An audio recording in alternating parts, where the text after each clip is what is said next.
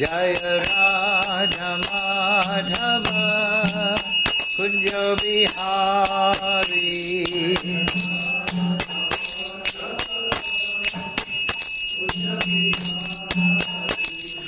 Gopi Jana Vallabha Girivaradhari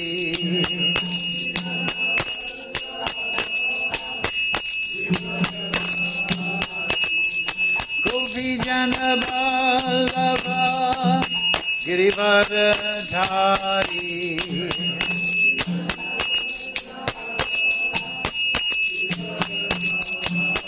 Yasodanandana Raja Janaranjana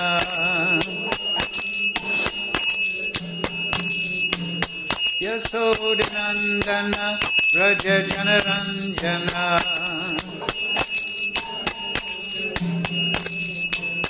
Yamuna Tira Vanachari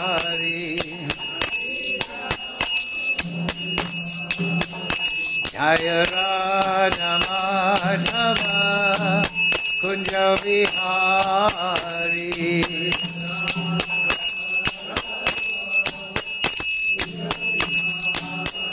Jaya Radha Madhava Kunja Vihari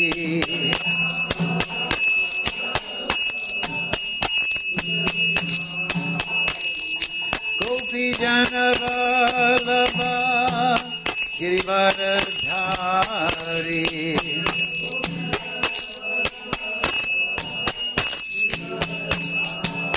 Yasodanandana Braja Janaranjana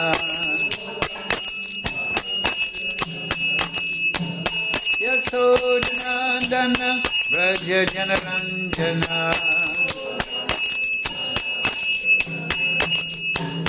Yamuna Tira Vanachari Yamuna Tira Vanachari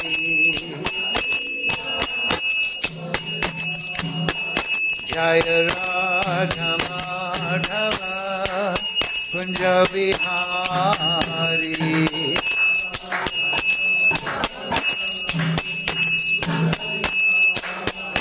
Hare Krishna,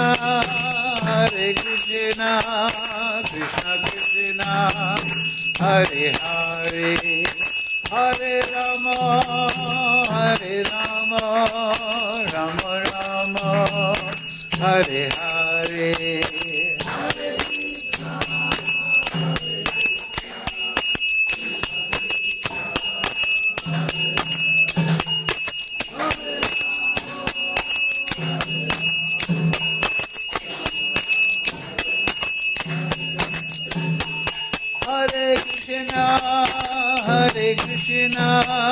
Krishna Krishna, Hare Hare, Hare Rama, Rama Rama, Hare Hare.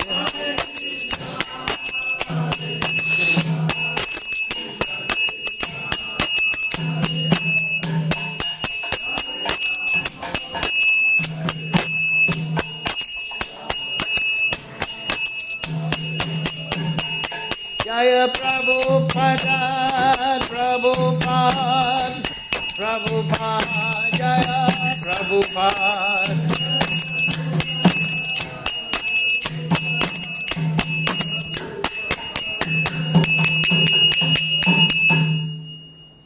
Dung.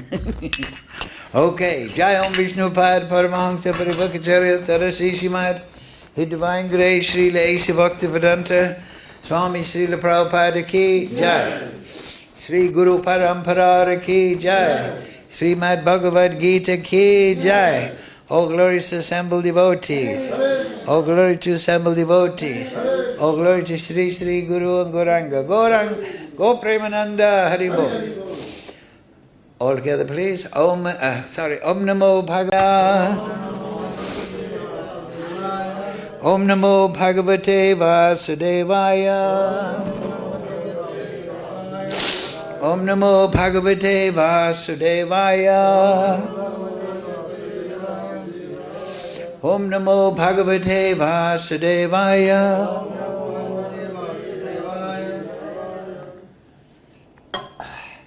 All together, please. Om Jnana Timirandasya Ganandana Salakaya Chakshurun Militam Yena Tasmai Shri Gurave Namaha Shri Chaitanya Manobhistam Sthapitam Yena Bhutale Swayam Rupa Kadamayam Dadati Swapadantikam Vandeham Shri Guru Shri Yukta Parakamalam Shri Gurun Vaishnavamscha Shri Rupam Sagrajatam Sahagana Raghunatam Vitam Tam Sajivam Sadvaitam Savadutam Prijana Sahitam Krishna Chaitanya Devam Shri Radha Krishna Padang Sahagana Lalita Shri Vishakam Vitamscha He Krishna Karana Sindhu Dina Bandhu Jagatpate Gopesha Gopika Kanta Radha Kanta Namostute Tapcha Kanchana Gaurange Radhe Vrindavaneshwari Vrishabhana Sudadevi Pranamami Hari Priye Vanchakalpa Tarubhyascha Kripa Sindhu Bevacha Patitanam Pavnebhyo Vaishnavebhyo Namo Namaha Shri Krishna Chaitanya Prabhu Nityananda Shri Advaita Gadadhara Shri Vasadi Gaura Bhakta Vrinda Hare Krishna, Krishna Krishna, Hare Hare, Hare Ram, Ram Ram, Hare Hare. So, reading from Srimad Bhagavad Gita as it is, translation and commentary, second chapter, verse 38, chapter entitled Contents of Gita Summarized, 38, correct?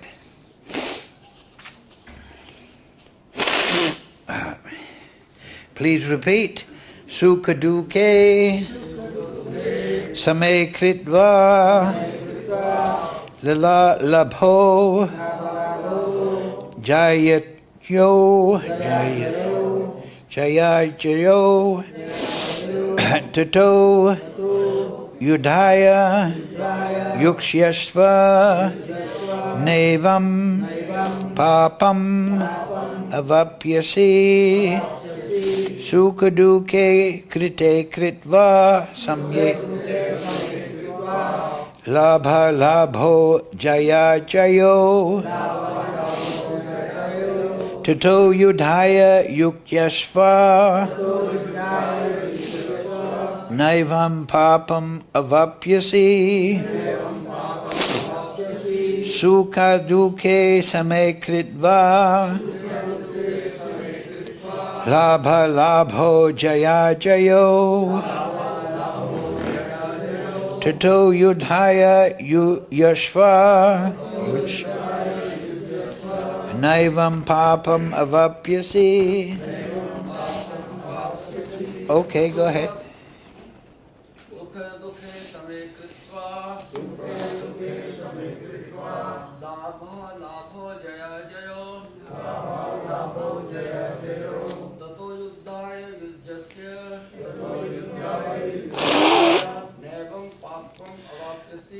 naivaṁ pāpam avāpsyasi sukha-duḥkhe same kṛtvā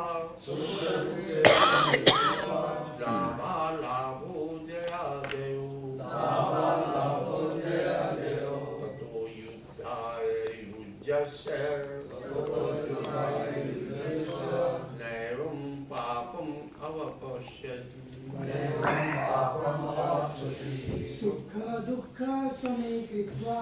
Sukha-duḥkhe same kṛtvā lābha-alābhau jaya-ajayau tato yuddhāya yujyasva naivaṁ pāpam avāpsyasi. Sukha-duḥkhe same kṛtvā lābha-alābhau jayājayau tato yuddhāya yujyasva naivaṁ pāpam avāpsyasi. sukha-duḥkhe same kṛtvā lābha-alābhau jaya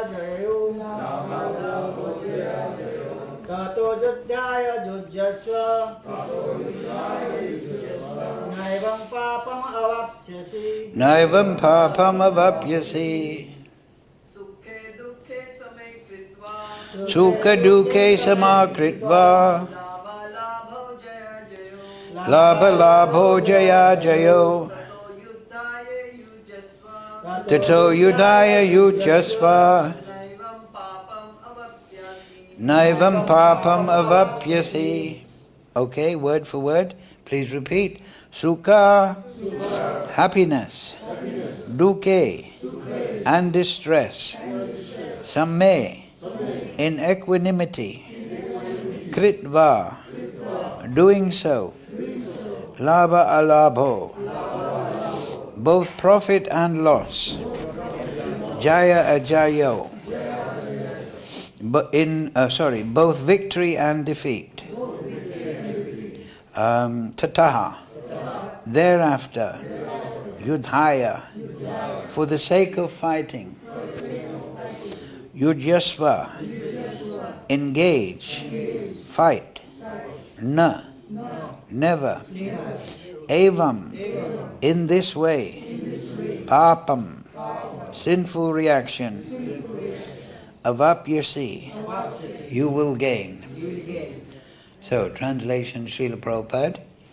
Do thou fight for the sake of fighting, without considering happiness or distress, loss or gain, victory or defeat, and by so doing you shall never incur sin. Please repeat. Do thou fight for the sake of fighting, without considering happiness or distress, loss or gain, victory or defeat, and by so doing you shall never incur sin. Purport.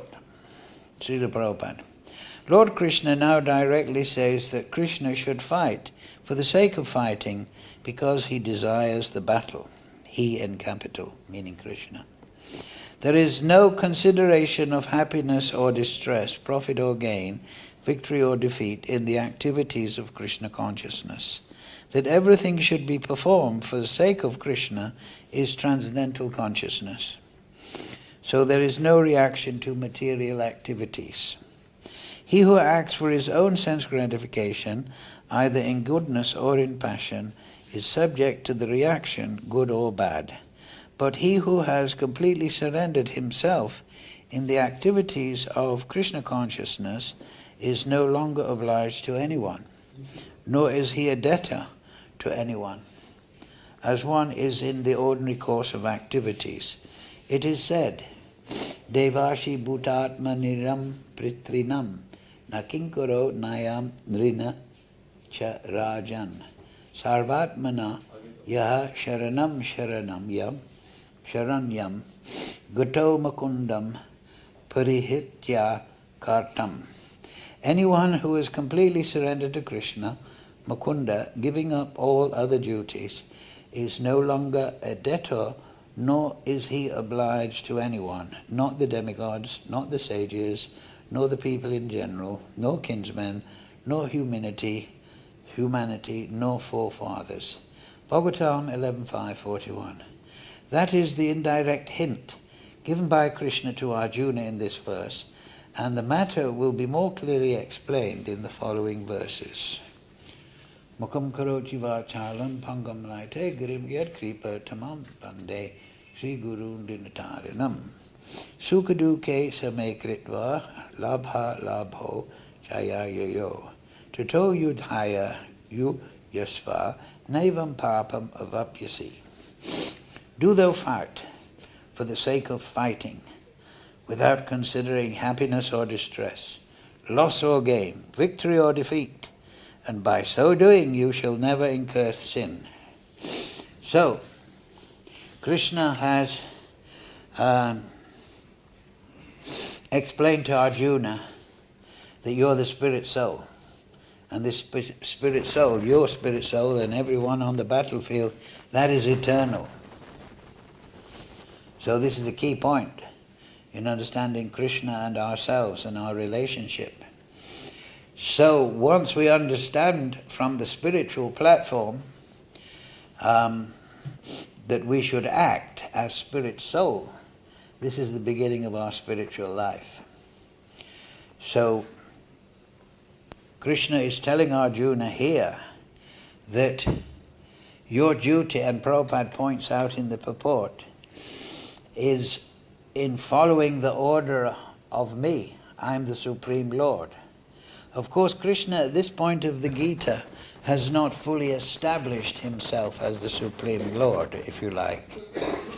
That comes in the middle 6 chapters. The knowledge of the Absolute, attaining the supreme opulence of the Absolute, universal form, devotional service. Kṛṣṇa reveals his opulence and gives knowledge. But this is the important point, that now, okay, Arjuna, you know your spirit soul. So now I'm going to teach you how to act as spirit soul. Because we have to act in this world. Just by knowing I'm spirit soul doesn't mean that my material duties vanish. And so in bhakti there is two paths basically. One is of karma yoga, naivaṁ yoga. This will come later in the 5th chapter. And that means to perform your material duties within varnashram, or not within varnashram, but just your material duties. Now varnashram is not established as a social system in the world, and people are having to act. So that first path is to perform your duties as an offering to the Supreme Lord. So when Ramananda Roy and Lord Chaitanya were talking, Lord Chaitanya said, oh, that's okay, varnashram, but it's external, because it's doing with the material propensities. Our material mind, our material body makes us have a tendency to a certain kind of material activity, whether it is Brahminical, Kshatriya, Vaishya, Shudra, or mixed, because of that previous conditioning. So Kṛṣṇa gives that, right? Yad karosi, yad anasi, yad sadadosi, dadasi. That whatever you're doing, but do it as an offering to me. That's what Ramananda Roy said. Okay, varnashram is external, but do it as an offering to me. So then Lord Chaitanya, that's okay. Now you're developing seva bhav. So this is bhakti, but it is a beginning external form of bhakti. But the internal form of bhakti is to perform shravanam, kirtanam, Vishnu smaranam, pada sevanam, archanam, bandhanam, dasyam, sakyam, atmanivedanam. So you're all experienced devotees, right? We hear about Kṛṣṇa directly. We describe Kṛṣṇa, kirtan, smaranam, we remember Kṛṣṇa. We do some seva to Kṛṣṇa with mind, body or soul. Archanam, we install a deity of Kṛṣṇa. We offer prayers to the deity. We serve the deity in a regulated manner. We develop friendly, intimate feelings for the deity. And then we surrender to the deity. So this is all based on the deity, Kṛṣṇa, meditate directly. So this is the internal, this is the intimate, this is the first-class form of devotional service. But here, Arjuna and Kṛṣṇa is going to give the teachings how to perform your external duties, those of your mind and body, in a balanced way, same, in this verse. So Arjuna is being encouraged by Kṛṣṇa not to perform shravanam, kirtanam, Vishnu smaranam, pada sevanam, but he's being encouraged to serve Kṛṣṇa in his capacity in his duty as a Kshatriya. And as Prabhupada says there, if you remember, that everything should be performed for the sake of Kṛṣṇa in transcendental consciousness, so there is no reaction to material activities. Right? Lord Kṛṣṇa now directly says that Arjuna should fight for the sake of fighting because he, Kṛṣṇa, desires the battle. So the converse then, Prabhupada says, he who acts for his own sense gratification, either in goodness or in passion, is subject to reaction, good or bad. But he, and then the opposite point again, but he who completely surrendered himself to the who has completely surrendered himself in the activities of Kṛṣṇa consciousness is no longer obliged to anyone. So that may sound like a very strong statement. If you're completely surrendered, so that's a hint that Prabhupada is saying, if you're engaging in Shravanam, Kirtanam, Vishnu Smaranam, Padasevanam and so on, and you're doing this very internal service to Kṛṣṇa, then you have no obligations. And this is important because in this section where Kṛṣṇa is encouraging Arjuna to fight, Kṛṣṇa is not saying you fight because you love Kṛṣṇa or me as the Supreme Lord, or you're on the spiritual plane. You fight because it's your duty. So this is the external form of Kṛṣṇa consciousness. Kṛṣṇa is making this point clear. And in this sloka, he's saying that Arjuna, now you must do your duty, you must do your material tendencies as an offering to me in a very balanced way. Sanskrit word, if you remember, same.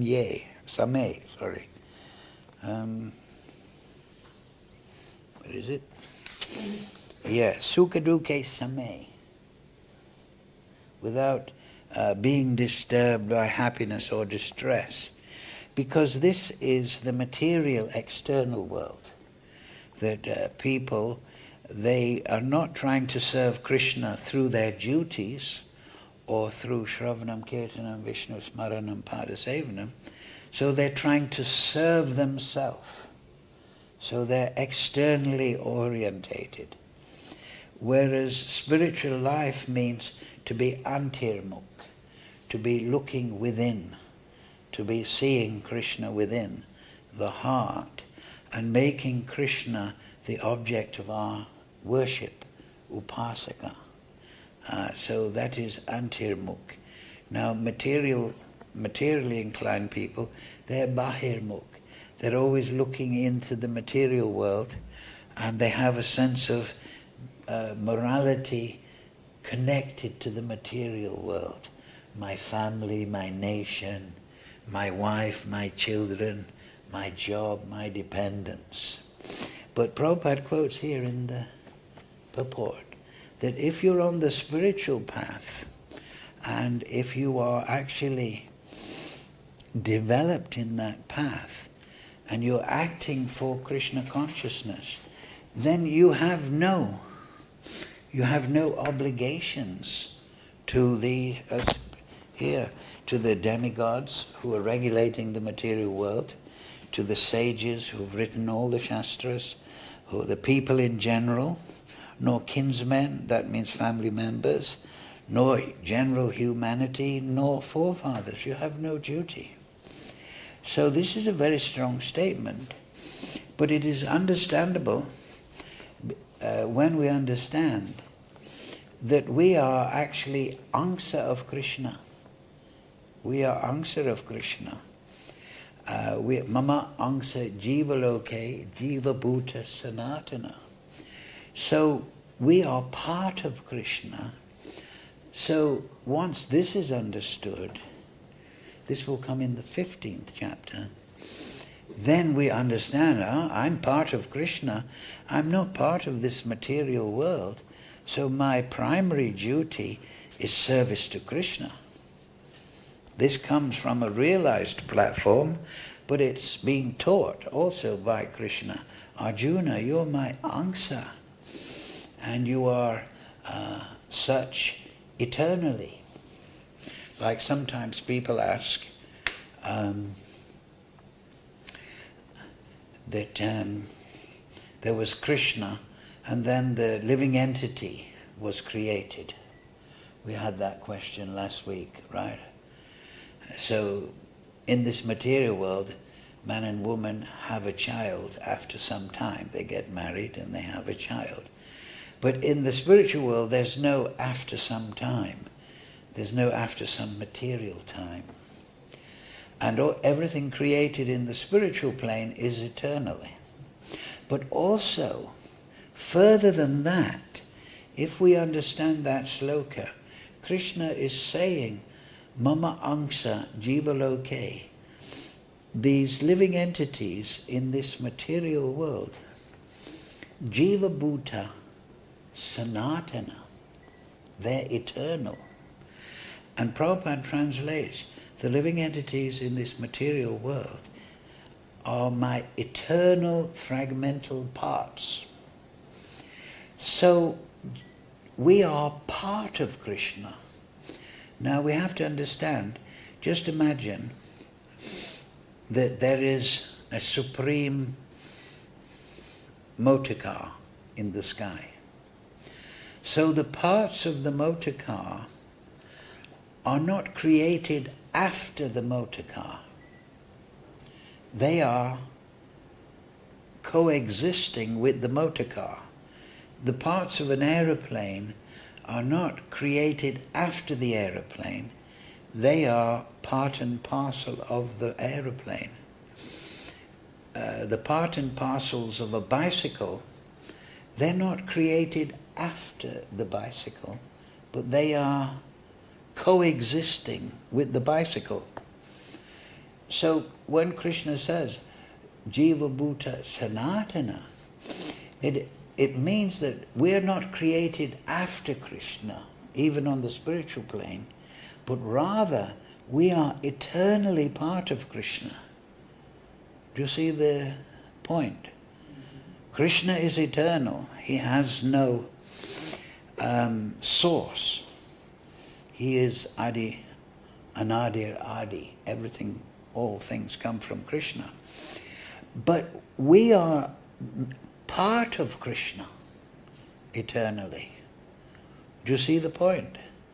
So there's not Kṛṣṇa in the spiritual world and then he's thinking, I'll create living entities. No, they are part of him.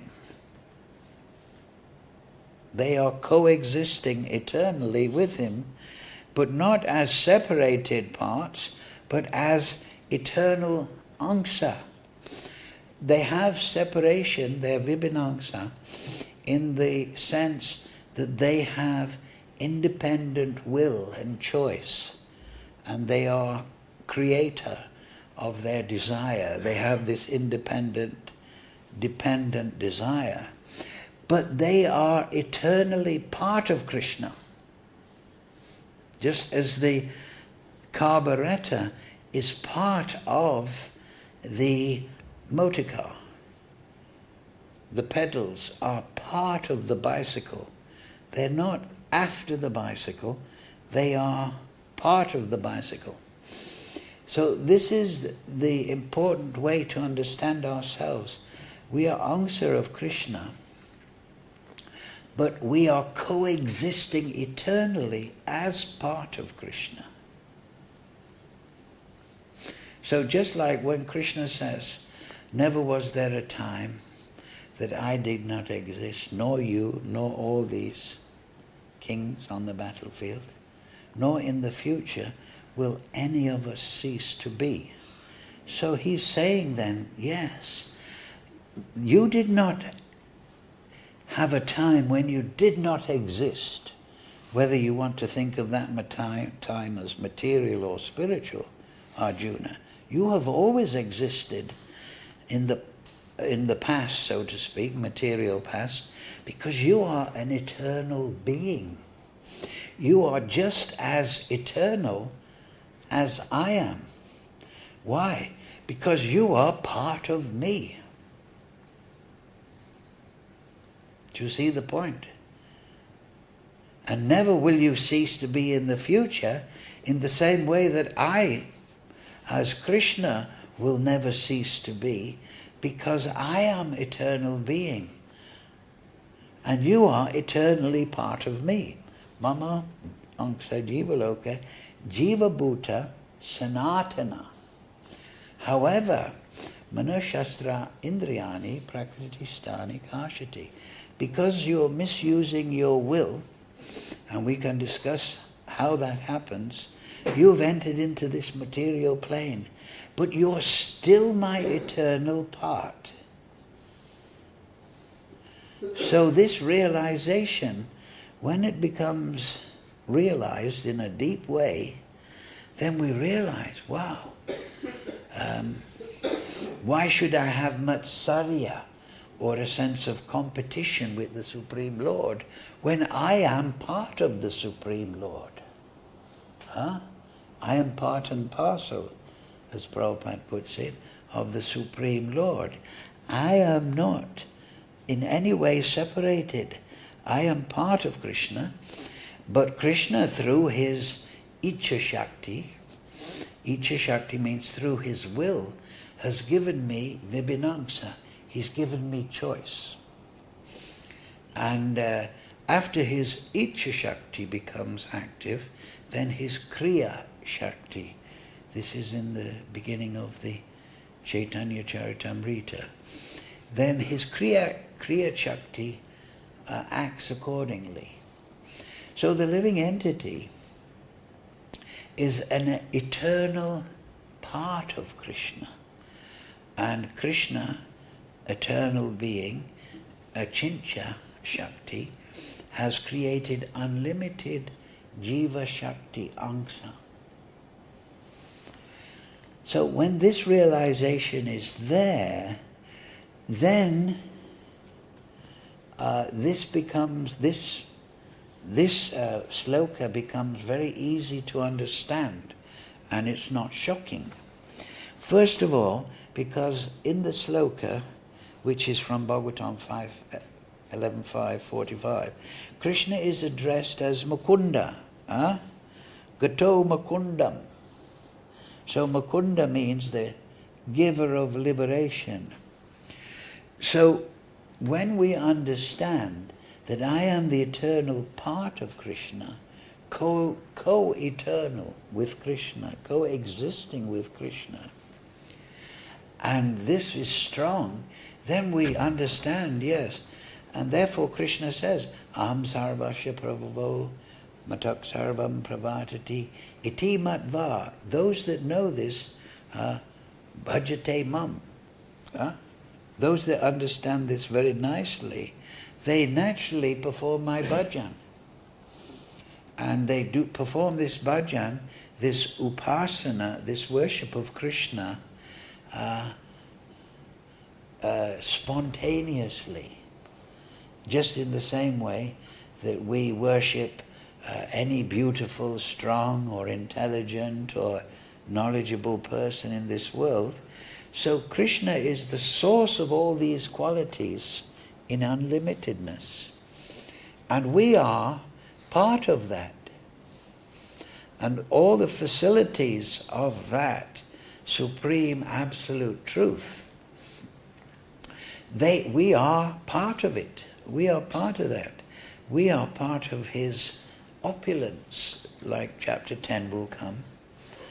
And so once this feeling grows in the soul, then the internal activities of Kṛṣṇa consciousness, Shravanam, Kirtanam, Vishnu, Smaranam, Padasevanam, they take over from the external activities of I'm a Kshatriya, I've got to do my duty, I'll do it as an offering to Kṛṣṇa. Because the consciousness now is blossoming in understanding that I'm part of the supreme whole. And another verse to clarify this point that we are part of Kṛṣṇa is that verse at the beginning of Ishopanishad, right? Om Purnamada Purnamidam Purnat Purnat Uddashyate Purnasya Padamaya Purnam Eva Visishyate. The absolute truth is perfect and complete. And because he is completely perfect, all emanations from him, such as the phenomenal world or the living entities that are part of him, are perfectly equipped as complete wholes. So once we realize that I'm a perfectly equipped Supreme Soul, and now this is a very important point as a caveat, because many people, they have a bogus philosophy in Vaishnavism, is that it is connected with Mayavad. They think the spirit soul is just a flicker of consciousness, and the swarup, the constitutional form and nature, as in Madhurya Rasa or Vatsalya Rasa or so many rasas, that is added on to the soul. No, but that sloka says all emanations, all creations of Kṛṣṇa are perfectly equipped as complete wholes. So we are complete. Muktir hitavanyata rupam swarupena avavashtati. So mukti is to be established in the developed, flowered consciousness that I am part of Kṛṣṇa and he is the source of everything. He is the source of material and spiritual creation, and I am his part. And my role is to reciprocate with him in his lila. So once that is there, this is the internal understanding that is especially taught by the Sad Goswamis under Mahaprabhu, to bring people from just doing your duty and offering it to Kṛṣṇa, but awakening your spiritual form, your spiritual nature, and acting on that platform as a servant of Kṛṣṇa. So this understanding is what will come at the end of this section of the Gita. Now the Gita, there will be after this, there is chapter 3, Karma Yoga. And then there will be chapter 4, Transcendental Knowledge. And then there will be Naiskaṁya Yoga, how to perform your bhakti without attachment, your duty without attachment, just like Kṛṣṇa is telling here. Do your duty as a Kshatriya, Arjuna, but don't do it with attachment to result, loss or gain. Just do it as in a balanced way, as my part and parcel. And so all this karma yoga and yogya to Vishnu and transcendental knowledge and kamya yoga, and then chapter 6, Sankhya yoga, this will all culminate in this section of the Gita, the first 6 chapters. This will culminate in the last sloka that no doubt your learned devotees, but you'll see if we look at it closely. Yes, Kṛṣṇa in the 6th chapter will talk about Ashtanga yoga. It's called Sankhya yoga. Sankhya means scientific understanding of the soul and the material world. So, this sloka, yoginam api sarveshyam madgatain antaratma, antar, atmana. Shraddhavam bhajate yo mam. That's the basis of Shravanam, Kirtanam, Vishnu, Smaranam, Padasevanam. That your Shraddhavan means now I have a deep realization, deep faith that, wow, I am part and parcel of Kṛṣṇa. I'm eternally part of Kṛṣṇa. So then, he is the Supreme Lord. I'm part of it. Bhajate yo mam. Those that have this faith. Just like later on, aham sarvasya bhavo. Once you understand that Kṛṣṇa is the source of all spiritual and material creation, then you naturally, iti matva bhajanti mam, you worship him. It's a natural thing. Because as you realize Kṛṣṇa, you're realizing unlimited beauty, unlimited potency, unlimited shakti, unlimited fame. You're realizing the absolute truth. And so you just become upasika, worship of Kṛṣṇa. And so in the first canto of Bhagavatam, paramo nimat saranam satam. So the soul in the purified condition, he's not envious of the Supreme Lord because he's part of the Supreme Lord. So he's naturally reciprocating in his manifest spiritual form as the devotee of the Supreme Lord. And he is in the Bhakti Rasamrita Sindhu. He's in the ocean of spiritual rasa, and he's living on that plane. So, of all yogis, whether they're karma or gyan, who always abides in me with great faith. So the abides in me means that his consciousness is not looking into the material world. He's not bahirmukh. He's abiding in his realization of Kṛṣṇa within the heart. He's abiding, he's fixed in that. Worshipping me in transcendental loving service is most intimately united with me in yoga, in union, and is the highest yogi of all.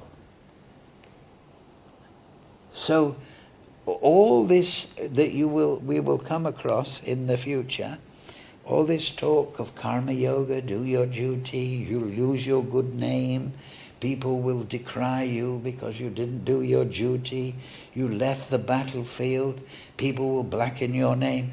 These may seem like very material reasons, but it is all this is leading to this sloka at the end of the 6th chapter, where Kṛṣṇa says, the highest yogi is the one who has realization of me. He abides in that realization. He's fixed internally with me in the heart.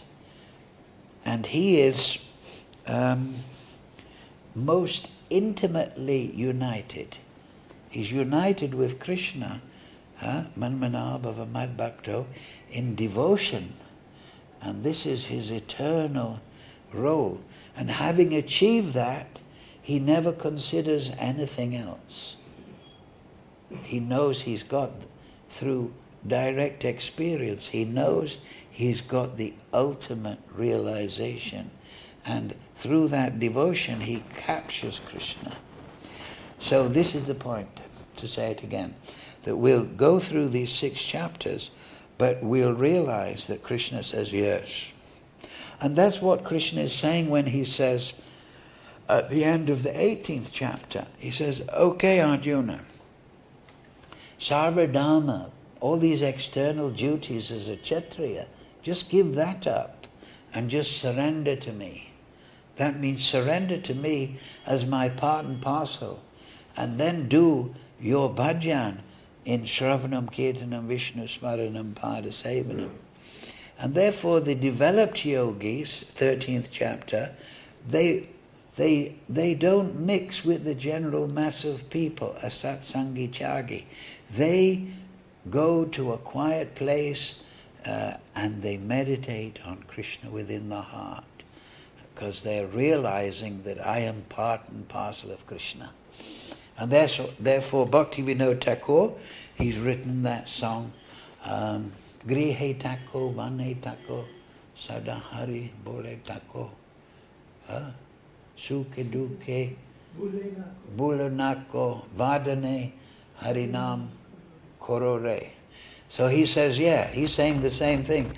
Whether you're in the Griha ashram or you're in the forest, whether you're in happiness or distress, you just perform your Shravanam Kirtanam, you just chant Hare Krishna.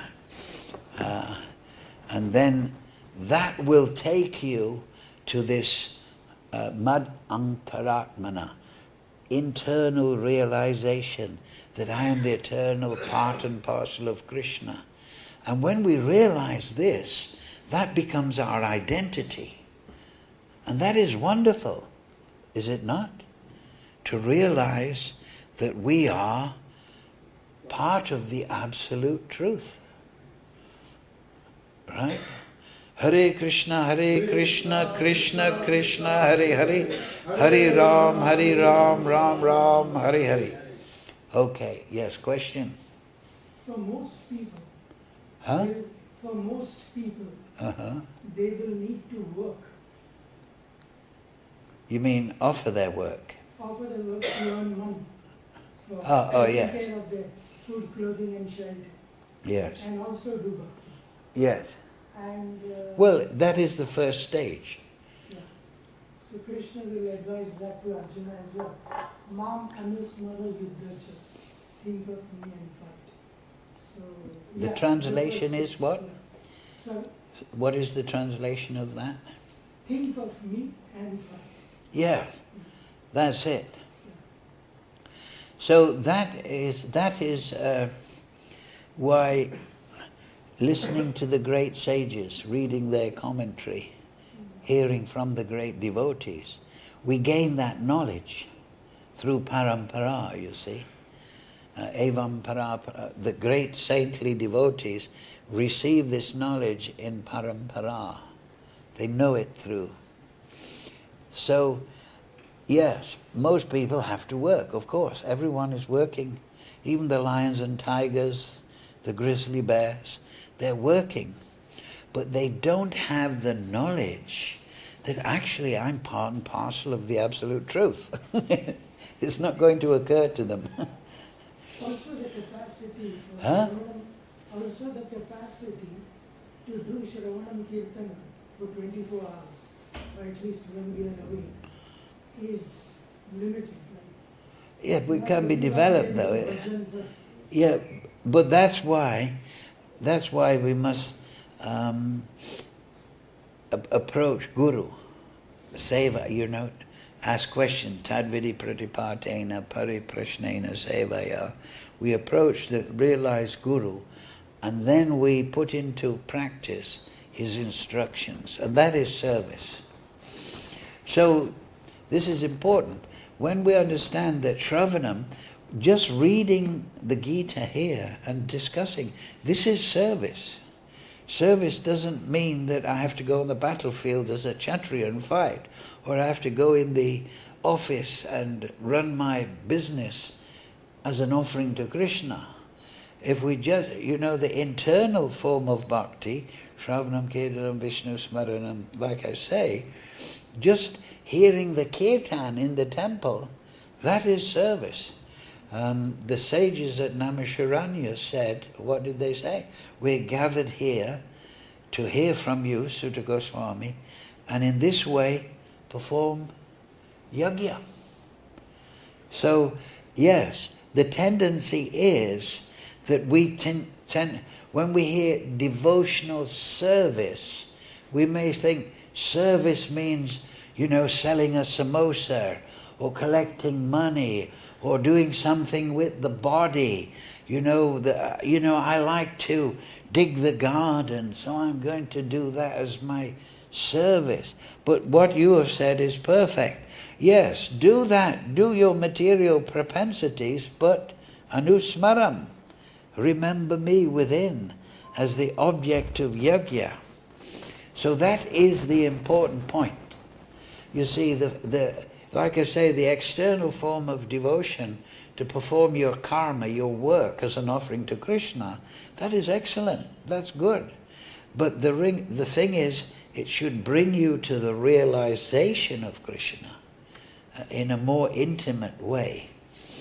And so that is very quickly attained when we understand, wow, I'm part and parcel of the absolute truth. And everybody else in the temple, the cat and dog, the horse, the monkey stealing my mobile phone, he's part and parcel of Kṛṣṇa. He is part of the absolute truth. That's in the Uddhava Gita. We've discussed this many times. So once that is very powerful. That is very powerful realization. So yes, do your work, do your activity, but I want that anusmaram, I want that remembrance. So that will come naturally when we realize I'm not this working body, but I'm a spirit soul. Arjuna's been taught this. And I'm a spirit soul that is a angsa of Kṛṣṇa eternally. And then we think, wow, I'm angsa of Kṛṣṇa. And so then the troubles of this world, like if you have a balance scale, and on one side you have a mountain, and that mountain is the understanding, I'm an eternal part and parcel of the absolute truth. And then on the other scale, there's a few grains of sand. My mother didn't love me enough. My daddy used to beat me. The monkey stole my mobile phone. That's another grain of sand. The rickshawwala charged me too much, or tom-tom-wala. We have many grains of sand in this world. You know what I mean? Things that the temple president didn't give me the right service and he spoke angrily to me. Another grain of sand. We don't become upset with these grains of sand when on the other side of the balance we have this huge mountain that says, hey, you're an eternal spirit soul. And that's how we can become same, equipoised. Whether we're in happiness or distress, we don't become ambitious for this or that. Whether we're in the grihastha ashram or we're in the forest. Because we're chanting out of this position of, I'm meditating now that I've suddenly found I have a mountain. And all the grains of sand on the negative side, what do they compare to the mountain? Do you see my point? That realization will come after purification. Yes. But the journey from the mode of ignorance to the mode of goodness and transcendence will take lifetimes. So It can go very quickly. Yeah, by mercy of Mahaprabhu. But when we see the material world, not many, but in Yes, the spiritual life, Manushanam Shahasreshu. So even the samosa seller, by using that money to convert his home into a temple, where the Lord is... Yes, that's good. That's what I'm saying. The external process, using my propensities, that is also bhakti. But we should understand, as Kṛṣṇa is saying here, and he's telling Arjuna, Savadama Prijajana, all your material propensities, that's okay, but just surrender to me. And how? As an angsa of the absolute truth. Do you understand the point? And once that realization, once we contemplate that, then we sit down in the morning to chant our japa, and we think, I'm chanting, I'm a part of the absolute truth. And we're not being puffed up. We're not being proud. This is what we are. This is what we are. We are an eternal spirit soul, cognizant, full of bliss. we have a constitutional form. And this is our amazing nature. And this is being gifted to us. Kṛṣṇa has created us. Kṛṣṇa has given us this. I wanted another clarification. There's a verse in the Srimad Bhagavatam that says, Aham eva samagre nanya dyatsad asat purnam. That is the Chaturshloki. Yeah. Vastyadaham yat eta yo vaisheta toham. So there, Kṛṣṇa is saying, O Brahma, it is I, the personality of Godhead, who was existing before creation, when there was nothing but myself. Yes. Nothing So, but myself. yeah, but do you want me to comment, or do you want you give your idea? I wanted a clarification. Yeah. So yes. Here is talking about creating the facilities for the living entities Yes. who are with him. Yeah, who are eternally part. And you see, also, important point is that if we want to understand a sloka like that, we can't just, like the Mayavadis, they look for a sloka that they can twist towards their Mayavadi idea. But the Vaishnavas looks at the sloka and he sees, Kṛṣṇa is saying to Brahma, who is the secondary creator of the material world, that only I existed before this material manifestation, that you are going to be Lord Brahma of. Only I existed. But that doesn't preclude the fact that Mama Angsa, only I existed, means only I and my eternal spirit souls existed. You understand? Or, you see, if we just look at that one sloka, we might think, oh, Kṛṣṇa was very lonely. Only I existed. There was no Radharani. There were no spirit souls. There was no Goloka Vrindavan.